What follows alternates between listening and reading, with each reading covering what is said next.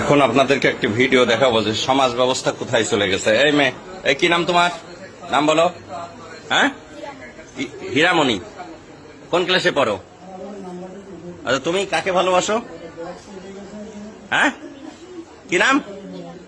এই মিনাজুল কোনটা? এই দেখো নায়ক। এই টাকা, এদিক টাকা টাকা টাকা। তুই কি করিস? ওয়েল্ডিং এর কাজ করিস। আর তুমি পড়ো কোন ক্লাসে? বেনাপোল মাধ্যমিক বিদ্যালয়ে, তাই না? ক্লাস 6-এ। এই তুমি তুমি হ্যাঁ, এই মাথা ইয়ে করো। তোমার বয়স এত হয়নি। কি নাম তোমার? তুমি ক্লাস 6-এ পড়ো? 7-এ। তো তোমার সম্পর্ক এই ছেলের সাথে, ও ক্লাস 7-এ পড়ে। এই দেখেন ব্যাগ বক্সা, বাসা বাড়ি থেকে এই যে স্বর্ণালঙ্কার সবকিছু নিয়ে, টাকা পয়সা নিয়ে, হ্যাঁ, তারা হচ্ছে টাকা পয়সা স্বর্ণালঙ্কার সব নিয়ে বাড়িতে বেতনা এক্সপ্রেসে তারা চলে যাচ্ছিল।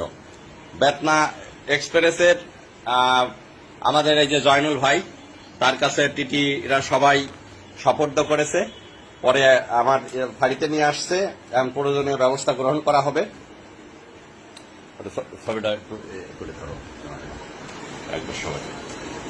এটা অবশ্যই অভিভাবকরা এই মুহূর্তে আসবে। অভিভাবকদের আসার পরেই আমরা আইনগত ব্যবস্থা যেটা হয়। খুবই দুঃখজনক এই সমাজ ব্যবস্থা কোথায় চলে যাচ্ছে। সন্তান আমারও আছে, আপনারও আছে।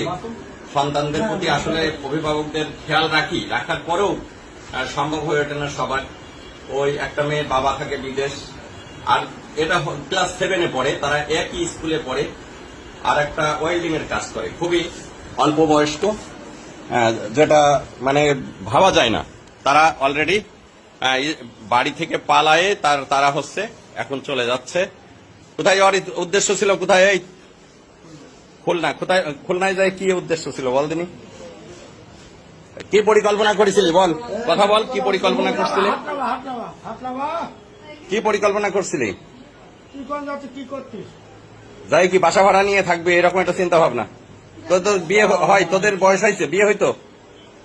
বল। অযথা তো পুলিশকে তোরা হয়রানি করতি। যাই হোক ভিউয়ার্স, এই হচ্ছে সমাজের অধঃপতন। ভালো থাকবেন সবাই। আসসালামু আলাইকুম।